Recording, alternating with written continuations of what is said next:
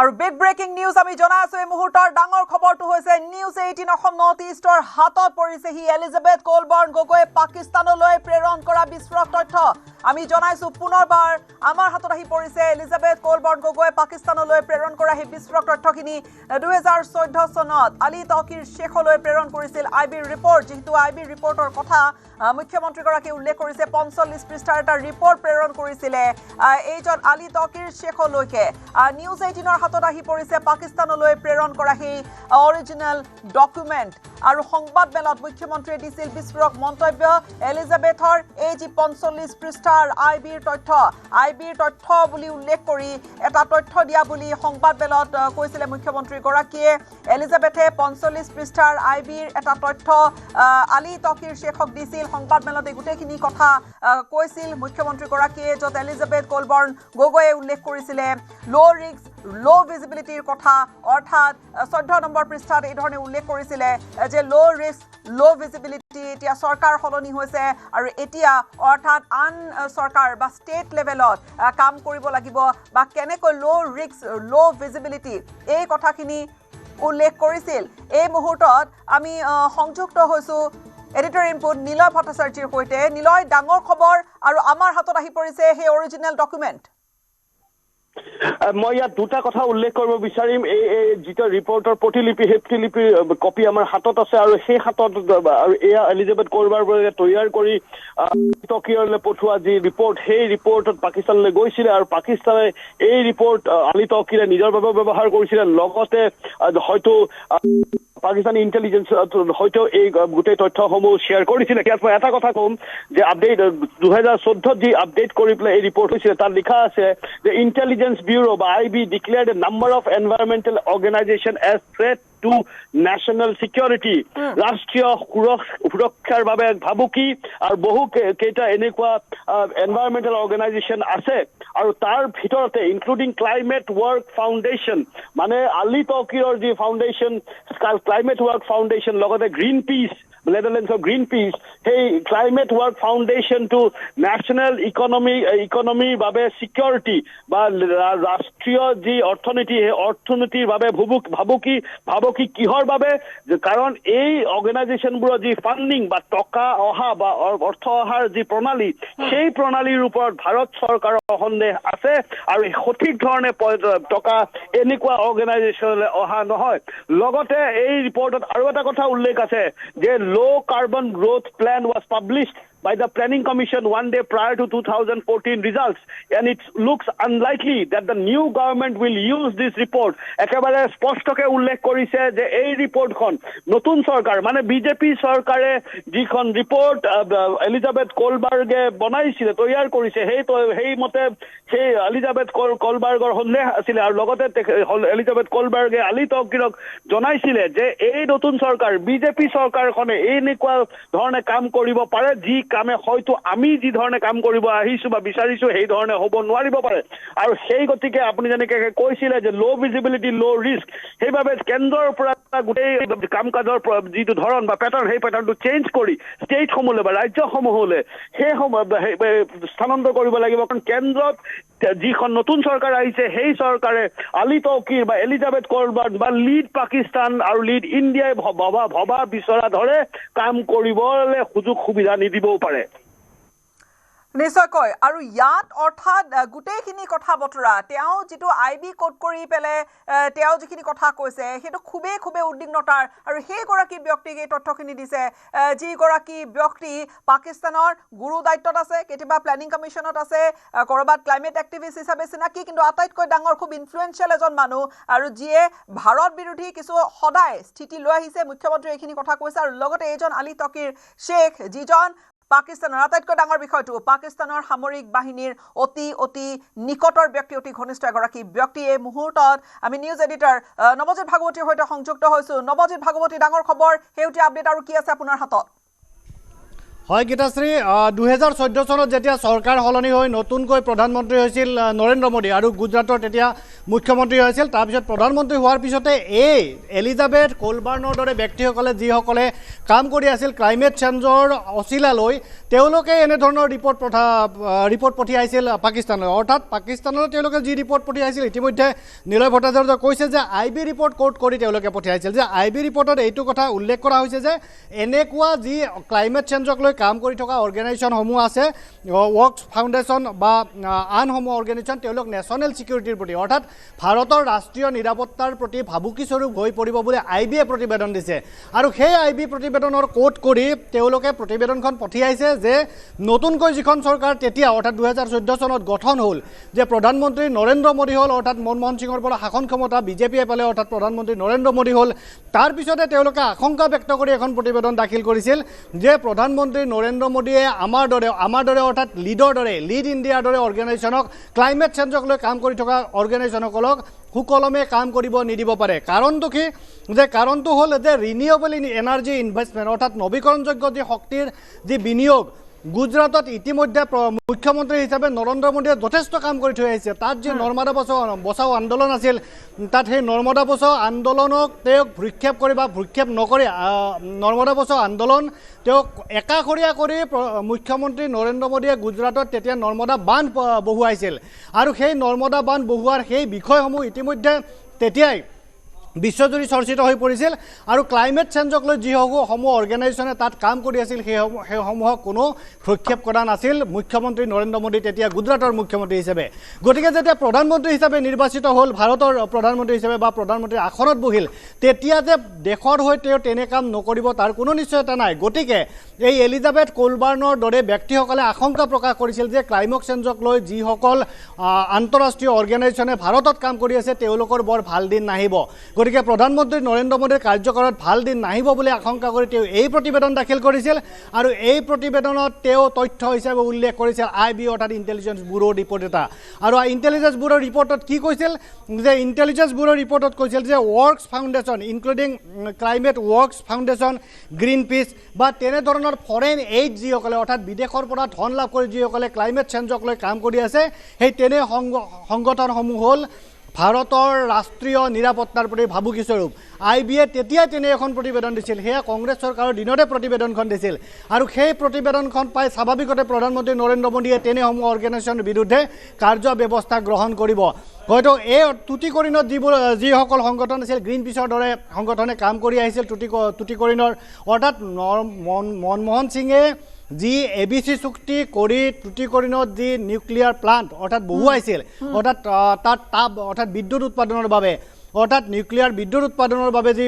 বহুৱাইছিল plant তাৰ বিৰোধ কৰিছিল গ্ৰীণ পিছৰ দৰে অৰ্গেনাইজেশ্যনসমূহে আৰু এই গ্ৰীণ পিছৰ এই প্ৰতিবেদনত উল্লেখ কৰা হৈছে যে গ্ৰীণ পিছ বা ৱৰ্কছ ফাউণ্ডেশ্যনক IBয়ে কৈছিল যে ৰাষ্ট্ৰীয় নিৰাপত্তাৰ প্ৰতি ভাবুকিস্বৰূপ এই প্ৰতিবেদনখন তেতিয়া অৰ্থাৎ ডক্টৰ মনমোহন সিং প্ৰধানমন্ত্ৰী হৈ থকা কালতে দিছিল সেই প্ৰতিবেদনখনৰ উদ্ধৃতি দিয়ে এই এলিজাবেথ কোলবাৰ্ন গগৈয়ে তেতিয়া পাকিস্তানলৈ প্ৰতিবেদন প্ৰেৰণ কৰিছিল যে তেওঁলোকৰ দৰে লিড ইণ্ডিয়া বা লিড পাকিস্তানৰ দৰে ক্লাইমেট চেঞ্জক লৈ কাম কৰি থকা অৰ্গেনাইজেশ্যনসমূহে প্ৰধানমন্ত্ৰী নৰেন্দ্ৰ মোদীৰ কাৰ্যকালত বৰ সুকলমে কাৰ্য ব্যৱস্থা কাম কৰি যাব নোৱাৰিব আৰু প্ৰধানমন্ত্ৰী নৰেন্দ্ৰ মোদী নেতৃত্বাধীন চৰকাৰে তেনেকুৱা সংগঠনসমূহৰ বিৰুদ্ধে কাৰ্য ব্যৱস্থা গ্ৰহণ কৰিব কংগ্ৰেছ চৰকাৰৰ দিনত তেনেকুৱা সংগঠনসমূহৰ বিৰুদ্ধে কাৰ্য ব্যৱস্থা তেতিয়া গ্ৰহণ কৰা হোৱা নাছিল আৰু এলিজাবেথ কোলবাৰ্ন গগৈয়ে এই ক্ষেত্ৰত যথেষ্ট তথ্য উল্লেখ কৰিছে আনকি চেণ্টাৰ আৰু ষ্টেট অৰ্থাৎ কেন্দ্ৰীয় চৰকাৰ আৰু ৰাজ্য চৰকাৰৰ মাজত যিসমূহ তাত খেলিমেলি হয় বা শাসন ক্ষমতাক লৈ যিসমূহ তেওঁলোকৰ টাগ অফ ৱাৰ চলে অৰ্থাৎ ক্ষমতাক লৈ টাগ অফ ৱাৰ চলে সেই কথাও এই প্ৰতিবেদনত উল্লেখ কৰা হৈছে গীতাশ্ৰী তেনেকুৱা ধৰণৰ তথ্যৰ লগতে অৰ্থাৎ JNU IIT তেওঁলোকৰ ক্লাইমেট চেঞ্জক লৈ কেনেধৰণৰ কাম অব্যাহত ৰাখিছিল সেই কথাও উল্লেখ কৰা হৈছে অৰ্থাৎ the most prominent of which include JNU and IIT universities, TERI, CPR, etc. There are also policy-focused NGOs who engage in both advocacy and program work, including CSE, ATRI, SEEDS, AG, etc. Lastly, there are many important government institutions contributing to the evidence base, including national institute of disaster management and Indian council of foreign research and education etcetera অৰ্থাৎ এইসমূহে তেতিয়া কাম কৰি আহিছিল climate চেঞ্জক লৈ অৰ্থাৎ positively কাম কৰি আহিছিল তেতিয়া লিড ইণ্ডিয়া অৰ্থাৎ যিটো আলী তৌকিৰ শেখৰ লিড পাকিস্তানৰ অংশ হিচাপে অৰ্থাৎ ইয়াত ছাবচিডিয়াৰী NGO হিচাপে কাম কৰি আহিছিল সেই লিড ইণ্ডিয়াৰ দৰে সংগঠনসমূহে তেতিয়া কেন্দ্ৰীয় চৰকাৰৰ তত্ত্বাৱধানত থাকি মনমোহন চৰকাৰৰ দিনত তত্ত্বাৱধানত থাকি তেওঁলোকে কাম কাজ চলাই আহিছিল কিন্তু তেওঁলোকে আশংকা প্ৰকাশ কৰিছিল এলিজাবেথ কোলবাৰ্ণ গগৈয়ে আশংকা প্ৰকাশ কৰিছিল যে প্ৰধানমন্ত্ৰী নৰেন্দ্ৰ মোদীৰ কাৰ্যকালত তেওঁলোকে তেনেধৰণে পূৰ্বৰ দৰে কাম কাজ চলাই যাব নোৱাৰিব এই প্ৰতিবেদনত সেই কথা উল্লেখ কৰিছিল এলিজাবেথ কোলবাৰ্ণ গগৈয়ে গীতাশ্ৰী অৰ্থাৎ কৰবাত নহয় কৰবাত পাকিস্তানৰ পৰা এই ধৰণৰ তথ্য এটা হয়তো বিচৰা হৈছিলে আৰু সেই অনুপাতে কৰবাত এই ধৰণৰ তথ্য যাৰ পৰা পাব লাগে আলী তকিৰ শেখৰ দৰে ব্যক্তিয়ে লাভ কৰিছিলে আৰু এই 45 পৃষ্ঠাৰ এই যিটো প্ৰতিবেদন এই প্ৰতিবেদনে কিন্তু বহু কথা কৈ গৈছে হয় গীতাশ্ৰী এই প্ৰতিবেদনত 45 পৃষ্ঠাৰ যি প্ৰতিবেদনত যথেষ্ট সংখ্যক অৰ্থাৎ বিভিন্ন মানে তথ্য উল্লেখ কৰা হৈছে আনকি ভাৰতৰ যি নিৰাপত্তা ৰাষ্ট্ৰীয় নিৰাপত্তাৰ প্ৰতি ভাবুকিস্বৰূপ হৈ পৰা প্ৰতিবেদনখনত যথেষ্ট তথ্য আছে অৰ্থাৎ সেই তথ্যসমূহ উল্লেখ কৰাৰ বাবে হয়তো ডক্টৰ হিমন্ত বিশ্ব শৰ্মা চৰকাৰে এই তদন্তৰ নিৰ্দেশ দিছিল আৰু এই তদন্তৰ নিৰ্দেশ দিয়াৰ লগে লগে আৰু SITৰ প্ৰতিবেদনো তেওঁলোকে প্ৰকাশ কৰিছে ইয়াত আৰু কেনেধৰণৰ তথ্য হ'ব পাৰে অৰ্থাৎ 2008 চনতে ক্লাইমেট চেঞ্জক লৈ প্ৰধানমন্ত্ৰী নৰেন্দ্ৰ মোদী প্ৰধানমন্ত্ৰী মনমোহন সিং তদানীন্তন প্ৰধানমন্ত্ৰী মনমোহন সিং চৰকাৰে তেনেধৰণৰ সংস্থা গঠন কৰি দিছিল আৰু মিনিষ্ট্ৰী অফ এনভাইৰনমেণ্ট এণ্ড ফৰেষ্টৰ অধীনত নডেল এজেঞ্চি হিচাপে তেওঁলোকে কাম কৰি আহিছিল আৰু তাৰ অধীনতে লিড ইণ্ডিয়াৰ দৰে অৰ্থাৎ লিড পাকিস্তানৰ ছাবচিডিয়াৰী NGO হিচাপে লিড ইণ্ডিয়াৰ দৰে অৰ্গেনাইজেশ্যনে কাম কৰি আহিছিল আৰু যি লিড ইণ্ডিয়াৰ এমপ্লয়ী হিচাপে নিযুক্ত হৈছিল এলিজাবেথ কোলবাৰ্ণ গগৈ আৰু তেওঁ দৰমহা গ্ৰহণ কৰি আহিছিল লিড পাকিস্তানৰ পৰা অৰ্থাৎ লিড ইণ্ডিয়াৰ হৈ তেওঁলোকে এমপ্লয়ীয়ে আছিল কিন্তু দৰমহা লৈ আহিছিল পোনপটীয়াভাৱে লিড পাকিস্তানৰ পৰা আৰু এলিজাবেথ কোলবাৰ্ণ গগৈয়ে তেওঁ কৰা কামৰ ৰিপৰ্ট পোনপটীয়াকৈ আলী তৌকিৰ শেখৰ লিড পাকিস্তানকে দাখিল কৰি আহিছিল লিড ইণ্ডিয়াৰ লগত তেওঁৰ কোনো বিশেষ সম্পৰ্ক নাছিল আলী তৌকিৰ শেখৰ লগত তেওঁৰ সম্পৰ্ক আছিল যিহেতু তেওঁ পূৰ্বৰে পৰা পাকিস্তানত তেওঁ কাম কাজ অব্যাহত ৰাখিছিল লিড পাকিস্তানৰ কাম কাজ অব্যাহত ৰাখিছিল আৰু ভাৰতলৈ আহি তেওঁ লিড ইণ্ডিয়াৰ এমপ্লয়ী হিচাপে থাকি তেওঁ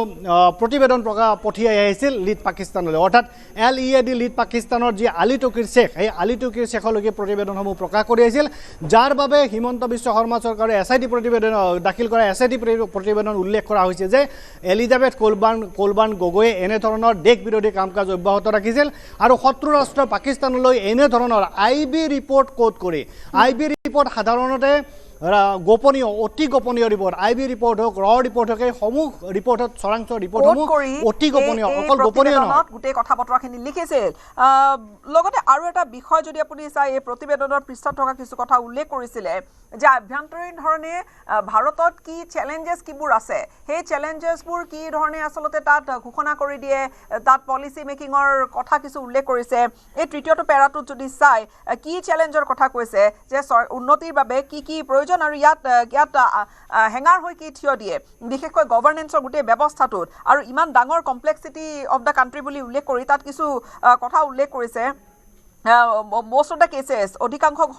যিবোৰ প্ৰগ্ৰাম ঘোষণা কৰা হয় সেই প্ৰগ্ৰামবোৰ আচলতে ষ্টেট লেভেলত ইফেক্টিভলি ইমপ্লিমেণ্ট নহয় অৰ্থাৎ এই গোটেই কথা বতৰাবোৰ চৰকাৰ কি ধৰণে চলে বা চৰকাৰত কি ধৰণৰ কথা বতৰা আভ্যন্তৰীণ কি ধৰণৰ ব্যৱস্থা গোটেই কথা বতৰাবোৰ এই ধৰণৰ প্ৰতিবেদনত সন্নিৱিষ্ট কৰা হৈছে হয় গীতাশ্ৰী সকলো কথা উল্লেখ কৰা হৈছে এই তাৰ লগতে তাৰ তলৰ ফালে উল্লেখ কৰা হৈছে যে কেন্দ্ৰ আৰু ৰাজ্য চৰকাৰৰ মাজত যিটো শাসনক লৈ অৰ্থাৎ বেলেগ বেলেগ চৰকাৰ যদি থাকে অৰ্থাৎ যদি ক'ৰবাত কেন্দ্ৰত যদি কংগ্ৰেছ চৰকাৰ আছিল পূৰ্বতে আৰু তাৰ কিছুমান ৰাজ্যত বিজেপি চৰকাৰ আছিল তেওঁলোকৰ মাজত যেনেধৰণৰ মুখ্যমন্ত্ৰী যেতিয়া গুজৰাটৰ মুখ্যমন্ত্ৰী হিচাপে নৰেন্দ্ৰ মোদী আছিল কেন্দ্ৰত আছিল মনমোহন সিং চৰকাৰ তেতিয়া সেই দুখন চৰকাৰৰ মাজত টাগ অফ ৱাৰ অৰ্থাৎ ক্ষমতাক লৈ তেওঁলোকৰ চৰকাৰৰ মাজত এটা দ্বন্দ্ব চলি আহিছিল আৰু সেই দ্বন্দ্ব অৰ্থাৎ কিছুমান কথা মুখ্যমন্ত্ৰী নৰেন্দ্ৰ মোদী নেতৃত্বাধীন গুজৰাট চৰকাৰে মানি লোৱা নাছিল আৰু গুজৰাট চৰকাৰৰ পৰামৰ্শ কেন্দ্ৰীয় চৰকাৰে মানি লোৱা নাছিল তেনেকুৱা বহু ইনষ্টেন্স আছিল আনকি সেই সময়ত নৰেন্দ্ৰ মোদীয়ে ভাষণত যথেষ্ট কথা উল্লেখ কৰিছিল কেনেধৰণৰ দ্বন্দ্ব চলি আহিছিল সেই কথা উল্লেখ কৰিছিল আৰু তেনেধৰণৰ কথাৰ উল্লেখেৰে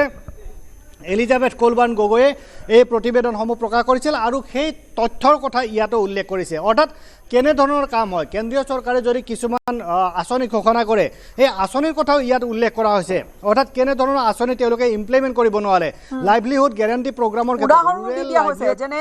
গ্ৰাম্যাঞ্চলত জীৱন জীৱিকা নিৰ্বাহৰ বা কিবা যদি নতুন উদ্যোগ স্থাপন কৰা তেনেকুৱা ইনোভেটিভ যদি কিবা আইডিয়া বা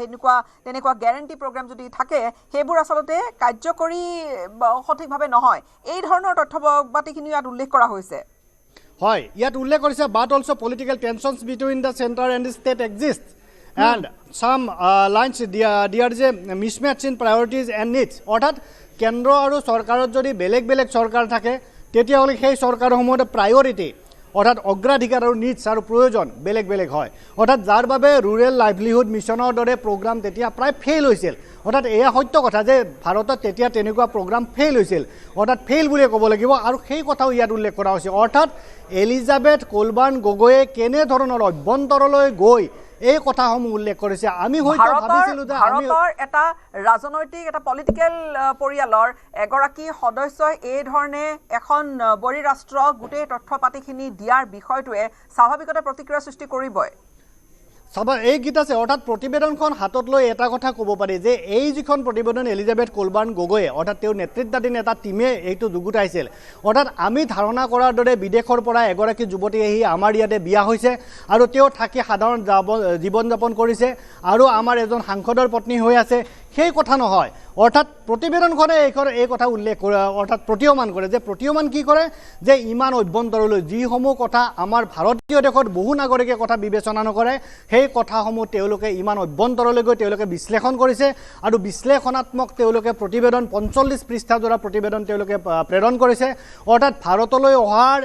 দুবছৰ ৩ বছৰৰ ভিতৰতে এই প্ৰতিবেদন যুগুতোৱা হৈছে অৰ্থাৎ ২-৩ বছৰৰ ভিতৰতে ইমান অভ্যন্তৰলৈ গৈ এনেধৰণৰ তথ্য উল্লেখ কৰা হৈছে যে আৰু আইবি তথ্যৰ এক্সেছ তেওঁ পাইছে অৰ্থাৎ আইবি তথ্যৰ এক্সেছ পোৱাটোৱে হ'ল আটাইতকৈ গুৰুত্বপূৰ্ণ অৰ্থাৎ ইণ্টেলিজেঞ্চ ব্যুৰৰ ৰিপৰ্টৰ যি এক্সেছ পাইছে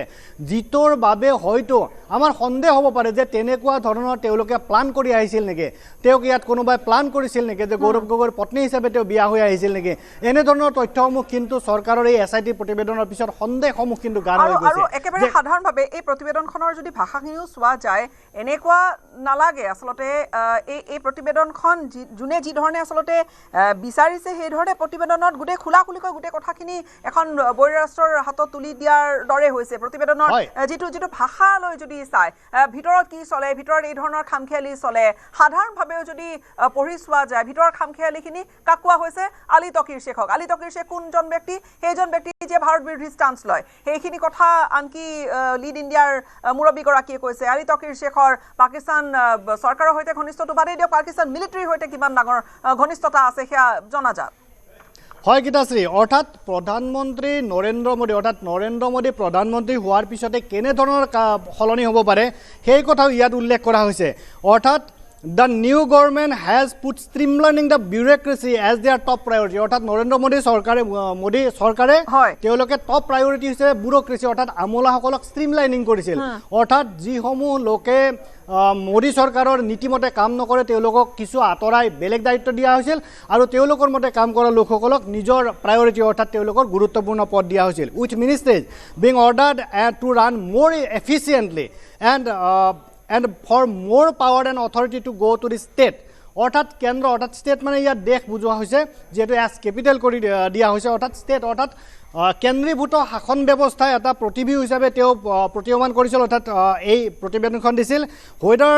this can be maintained and have systematic impact yet to be seen অৰ্থাৎ পৰৱৰ্তী সময়ত তাৰ প্ৰভাৱ দেখিব বুলিও এই প্ৰতিবেদন উল্লেখ কৰা হৈছে আৰু যিটো আজি আমি দেখা পাইছোঁ অৰ্থাৎ নৰেন্দ্ৰ মোদী চৰকাৰে যেনে ধৰণে তেওঁলোকে কাম কাজ কৰিব খুজিছিল সেই কথা ইয়াত উল্লেখ কৰা হৈছে আনকি ভৱিষ্যত দ্ৰষ্টা হিচাপে তেওঁ এই কথা উল্লেখ কৰিছিল যে systematic impact is yet to be seen অৰ্থাৎ ইয়াৰ প্ৰণালীগতভাৱে বা ব্যৱস্থাগত যি পৰিৱৰ্তন সেই পৰিৱৰ্তন দেখা পাব বুলিও এলিজাবেথ কোলবাৰ্ণ গগৈ এই প্ৰতিবেদনত উল্লেখ কৰিছে অৰ্থাৎ ভৱিষ্যতে ভাৰতত কি হ'ব পাৰে সেই সময়ত কি হৈ আছে অতীতত কি হৈছিল আৰু অতীতৰ যি ব্যৱস্থাসমূহ কেনেধৰণে সলনি কৰা হৈছে সলনি কৰাৰ ফলত কেনেধৰণৰ তাত প্ৰভাৱ পৰিব পাৰে বিদেশী সংস্থাসমূহ কেনেধৰণে তেওঁলোকে কাম কৰি থাকিব নোৱাৰিব পাৰে এই সকলো কথা উল্লেখ কৰা হৈছে এটা কথা গীতাশ্ৰী কিন্তু ঠিক যে এই প্ৰতিবেদনখন চৰকাৰৰ হাতত আছে অকল SIT তদন্ত কৰাৰ লগে লগে এই প্ৰতিবেদনখন পাইছে ঠিক তেনেকুৱা ধৰণৰ কথা নহয় অৰ্থাৎ এই যে এলিজাবেথ কোলবাৰ্ণ গগৈয়ে এই প্ৰতিবেদনখন লিড পাকিস্তানলৈ প্ৰেৰণ কৰিছিল এই প্ৰতিবেদনখন কিন্তু আমাৰ সন্দেহ যে বহু বছৰ পূৰ্বে কেন্দ্ৰীয় চৰকাৰৰ হাতত এই প্ৰতিবেদনখন পৰিছিল যিখন প্ৰতিবেদন এলিজাবেথ কোলবাৰ্ণ গগৈয়ে পাকিস্তানলৈ প্ৰেৰণ কৰিছিল কাৰণ এই প্ৰতিবেদনখন SITৰ এক্সেছ হৈ আছে অৰ্থাৎ SITয়ে পাইছে SITয়ে ক'ৰ পৰা পাইছে সেই কথা উল্লেখ কৰা নাই তেওঁলোকে ভাৱনা লুথাৰ পৰা পাইছে নে এলিজাবেথ কোলবাৰ্ণ গগৈয়ে দিছে সেই কথা উল্লেখ কিন্তু কৰা নাই কিন্তু আমাৰ সন্দেহ হয় এই প্ৰতিবেদনখন পূৰ্বেই পাইছে অৰ্থাৎ কেন্দ্ৰীয় চৰকাৰে পাইছে IBৰ তথ্য যে উদ্ধৃতি দিয়া হৈছে সেই কথা ইতিমধ্যে পাইছে আৰু যাৰ বাবে এটা কথা ঠিক যে যাৰ বাবে হিমন্ত বিশ্ব শৰ্মা চৰকাৰে SITৰ এটা গঠন কৰিবলৈ সাহস পাইছে কেন্দ্ৰীয় চৰকাৰৰ যদি তাত অনুমোদন নাথাকিলহেঁতেন তেনেহলে বিৰোধী উপদলপতি এজনৰ বিৰুদ্ধে এনে ধৰণৰ তদন্ত কমিটি গঠন কৰিব হিমন্ত বিশ্ব শৰ্মা চৰকাৰে সাহস কৰিব নোৱাৰিলেহেঁতেন গতিকে আমাৰ সন্দেহ হয় যে এই প্ৰতিবেদনখন কেন্দ্ৰীয় চৰকাৰে পূৰ্বেই পাইছিল অৰ্থাৎ এলিজাবেথ কোলবাৰ্ণ গগৈয়ে যে এনেকুৱা প্ৰতিবেদন প্ৰেৰণ কৰিছিল সেই কথা ইতিমধ্যে গম পাইছিল কেন্দ্ৰীয় চৰকাৰে কিয়নো ভাৰতীয় চোৰাংচোৱা সংস্থাসমূহ ইমান দুৰ্বল নহয় যে তেওঁলোকে এনে ধৰণৰ কথাসমূহ গম নাপাব আৰু গম পাইছিল বাবেই হিমন্ত বিশ্ব শৰ্মা চৰকাৰৰ জৰিয়তে SIT গঠন কৰোৱাইছে আৰু এই কথা অকল এনেকুৱা নহয় যে কেৱল হিমন্ত বিশ্ব শৰ্মা চৰকাৰে তেওঁলোকৰ ৰাজনৈতিক বেণ্ডত্ব বা ৰাজনৈতিক প্ৰতিদ্বন্দ্বী হিচাপে এই কাম কৰিছে বা APCCৰ সভাপতি হোৱাৰ লগে লগে এই কাম কৰিছে সেই কথা কিন্তু হোৱা যেন মোৰ বোধ নহয় আৰু এই কথা কেন্দ্ৰীয় চৰকাৰে পূৰ্বৰ পৰাই জানে আৰু IBৰ প্ৰতিবেদনৰ উদ্ধৃতি দি যে প্ৰেৰণ কৰিছিল সেই প্ৰতিবেদনৰ কথা ইতিমধ্যে আমাৰ কেন্দ্ৰীয় চৰকাৰৰ হাতত পৰিছিল আৰু তাৰ পিছতে SIT এই প্ৰতিবেদন তেওঁলোকেও পাইছে আৰু এই প্ৰতিবেদনৰ প্ৰতিলিপি তেওঁলোকে উল্লেখ কৰিছে যিহেতু IBৰ প্ৰতিবেদনখন অৰ্থাৎ এনে ধৰণৰ প্ৰতিবেদন সাধাৰণতে গোপনীয় হয় গতিকে SIT এই ধৰণৰ প্ৰতিবেদন তাত বিতংভাৱে উল্লেখ হয়তো নকৰিব পাৰে যি SIT ৰিপৰ্ট দিছে SIT ৰিপৰ্টত যথেষ্ট কথা উল্লেখ কৰা হৈছে অকল এই প্ৰতিবেদনৰ কথা নহয় আমি এটা এটাকৈ সেই তথ্য ফাদিল কৰি গৈ থাকিম আমাৰ দৰ্শকক গৈ থাকিম অৰ্থাৎ কেনে ধৰণৰ তাত কি কাৰ নাম আহিছে ভাৱনা লুথাৰ দৰে এগৰাকী ব্যক্তি যি লিড ইণ্ডিয়া তাত তেওঁ নেতৃত্ব দিছিল অৰ্থাৎ লিড ইণ্ডিয়াৰ যি মুখ্য হিচাপে অৰ্থাৎ প্ৰধান হিচাপে কাম কৰিছিল ভাৱনা লুথাক জেৰা কৰিছিল SIT আৰু ভাৱনা লুথাই কাৰ নাম লৈছে সেই ভাৱনা লুথাই 50,000 টকা চেলাৰি পাইছিল আৰু এলিজাবেথ কোলবাৰ্ণ গগৈয়ে 2.5 লাখ টকাৰ চেলাৰি পাইছে অৰ্থাৎ কিমান গুণ বেছি চেলাৰি পাইছিল আৰু এই 5 গুণ বেছি চেলাৰি পোৱা অৰ্থাৎ দৰমহা পোৱা এলিজাবেথ কোলবাৰ্ণ গগৈ লিড পাকিস্তানৰ বাবে কিমান গুৰুত্বপূৰ্ণ ব্যক্তি আলী তৌকিৰ শেখৰ বাবে কিমান গুৰুত্বপূৰ্ণ ব্যক্তি এনেকুৱা প্ৰতিবেদন যিয়ে প্ৰেৰণ কৰিব পাৰে পাকিস্তানৰ বাবে তেনেকুৱা লোক স্বাভাৱিকতে গুৰুত্বপূৰ্ণ ব্যক্তি হৈ পৰিব আৰু লিড পাকিস্তানৰ বাবে সংগঠনৰ বাবে গুৰুত্বপূৰ্ণ হৈ পৰিব আলী তৌকিৰ শেখৰ দৰে ISI এজেণ্ট যি আলী তৌকিৰ শেখ পাকিস্তানৰ চৰকাৰৰ প্লেনিং কমিশ্যনৰ তেওঁলোকে সদস্য হিচাপে কাম কৰিছিল আৰু এই যিটো এটা বিশ্বস্তৰৰ এক ষড়যন্ত্ৰৰ কথা কৈছে হিমন্ত বিশ্ব শৰ্মাই উল্লেখ কৰিছিল যে মুখ্যমন্ত্ৰী হিমন্ত বিশ্ব উল্লেখ কৰিছিল যে ইয়াত আমেৰিকাৰ পৰা ব্ৰিটেইনলৈকে জড়িত হৈছে স্বাভাৱিকতে টম উডালৰ দৰে চিনেটৰৰ নাম লৈছে আৰু আমি পূৰ্বে প্ৰতিবেদনসমূহত আমাৰ যি নিউজ 18 আছিল তাত কিছু কথা আমি উল্লেখ কৰিছিলোঁ টম উডালৰ নামো আমি লিখিছিলোঁ কেনে ধৰণৰ সম্পৰ্ক তেওঁলোকে ৰক্ষা কৰি আহিছিল আমি যি তথ্য পাইছিলোঁ আৰু সেই তথ্যৰ বহু কথাও ইয়াত উল্লেখ কৰা হৈছে অৰ্থাৎ পূৰ্বে কৰা বাতৰিৰ কথা উল্লেখ কৰা নাই বাতৰিত আমি প্ৰকাশ কৰা তথ্য কিছুমান টম উডালৰ দৰে ব্যক্তিৰ কথাও কিন্তু ইয়াত লিখা হৈছে অৰ্থাৎ সেই টম উডাল ভাৱনা লুথাই কেইটা নাম কৈছে কাৰ নাম কৈছে অকল এয়াই নহয় এলিজাবেথ কোলবাৰ্ণ গগৈয়ে গীতাশ্ৰী নহয় ভাৰতত এনে ধৰণৰ মূল বুলি যিটো ক'ব পাৰি এনে ধৰণৰ ভাৰতীয় বহু লোকে কাম কৰি আহিছে এলিজাবেথ কোলবাৰ্ণ গগৈ বিদেশীৰ পৰা অৰ্থাৎ ব্ৰিটিছ নাগৰিক হিচাপে ইয়াত বিয়া হৈ আহিছে কিন্তু ভাৰতীয় বহু লোকে তাত পাকিস্তানৰ মূল হিচাপে কাম কৰি গৈছে আৰু সেই কথা SITৰ প্ৰতিবেদনত উল্লেখ কৰা হৈছে SITৰ প্ৰতিবেদনত যি এনেক্সাৰ আছে তাত যথেষ্ট কথা উল্লেখ কৰা হৈছে আৰু ভাৱনা লুথাই তেনেকুৱা বহু কেইজনৰ নাম লৈছে গীতাশ্ৰী বহু কেইজনৰ নাম লৈছে লক্ষণীয় বিষয়টো হৈছে আৰু একেবাৰে সাধাৰণকৈ যদি একেবাৰে সাধাৰণকৈ যদি চোৱা যায় গৌৰৱ গগৈৰ পত্নী এলিজাবেথ কোলবাৰ্ণ গগৈ এই যেটো আপুনি আৰম্ভণিতে কৈছে যে IBৰ হাতত তেনেকুৱা কিছু তথ্য আছিল যে এই যিবোৰ সংগঠন ক্লাইমেট চেঞ্জৰ হয়তো নাম লৈছে ক্লাইমেট এক্টিভিষ্ট হিচাপে হয়তো ছবিখন বা চেহেৰা দেখুৱাইছে কিন্তু আৰত আচলতে কিছু আন কাম কৰি আছে এই ধৰণৰ তথ্য এই ধৰণৰ IBৰ হাতত বা ইন্টেলিজেন্সৰ হাতত তেনেকুৱা কিছু তথ্য আহিছিল পোহৰলৈ তাৰ পিছতে পলিচি চেঞ্জ হোৱাৰ এই সম্ভাৱনা যেটো ব্যক্ত কৰিছে হৈছে ক্লাইমেট চেঞ্জৰ হকে যদি কাম কৰে তেনেহ'লে আলি তকিৰ শেখক এই ধৰণৰ কথা বতৰাই ভাৰতত কেনেকৈ ষ্টেট গভৰ্ণমেণ্ট আৰু চেণ্ট্ৰেল গভৰ্ণমেণ্টে কেনেকৈ কাম কৰে এইবোৰৰ প্ৰয়োজন কিয় আৰু সেইবোৰৰ প্ৰয়োজন বিচাৰি যদি এই ধৰণৰ প্ৰতিবেদন বিচৰা হৈছে তেনেহ'লে গৌৰৱ গগৈৰ পত্নী হিচাপে বা এগৰাকী এটা ভাৰতীয় ৰাজনৈতিক এটা পৰিয়ালৰ এগৰাকী সদস্য হিচাপে সেই এছ'চিয়েশ্যনটো ৰাখি থোৱা হৈছে আৰু লগতে আৰু এটা কথা যে সেই একাউণ্ট সন্দৰ্ভত পাকিস্তানত বেংকৰ একাউণ্ট আছে নে নাই সেই বিষয়েও তেওঁ একো নকলে এইখিনি কথাও আনিছে পোহৰলৈ মুখ্যমন্ত্ৰীগৰাকীয়ে এই দুইটা প্ৰসংগ চাওক একেবাৰে সাধাৰণকৈ হয় গীতাশ্ৰী অৰ্থাৎ এন জি অ'ৰ যি কথা আপুনি উল্লেখ কৰিছে যে লিড ইণ্ডিয়াৰ দৰে সংগঠনৰ তেওঁলোকৰ দৰকাৰ কিয় হ'ল যে প্ৰধানমন্ত্ৰীৰ আসনত যেতিয়া নৰেন্দ্ৰ মোদী আসীন হ'ল বা বহিল তাৰ পিছতে দুবছৰমানৰ ভিতৰতে বিদেশৰ পৰা যিসমূহ ধন এন জি অ'লৈ আহি থাকে সেইসমূহত নাকি লগাইছিল আনকি উচ্চতম ন্যায়ালয়তো গোচৰ হৈছিল অৰ্থাৎ গোচৰ তুলিছিল একাংশ এন জি অ'ই তাৰপিছত অৰ্থাৎ বিদেশৰ স্বাৰ্থত যিসকল এন জি অ'ৰ নামধাৰী একাংশ সংগঠনে কাম কৰি থাকে নিশ্চিতভাৱে আলি তকিৰ শেখৰ দৰে এনেকুৱা যথেষ্ট সংখ্যক লোকে কাম কৰি আহিছে অৰ্থাৎ ক্লাইমেট চেঞ্জৰ দোহাই দি কিয় কাম কৰে ক্লাইমেট চেঞ্জ হ'ল এটা বিশ্বজোৰা সংস্থা বিশ্বজোৰা এক সমস্যা আৰু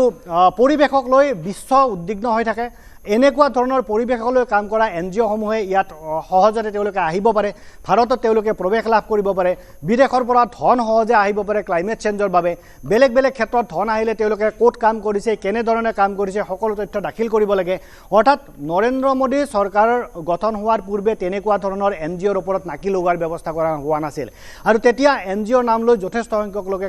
কাম কাজ চলাই আছিল বিদেশৰ পৰা ধন আহি আছিল কিন্তু যেতিয়া প্ৰধানমন্ত্ৰী নৰেন্দ্ৰ মোদী কোনো মত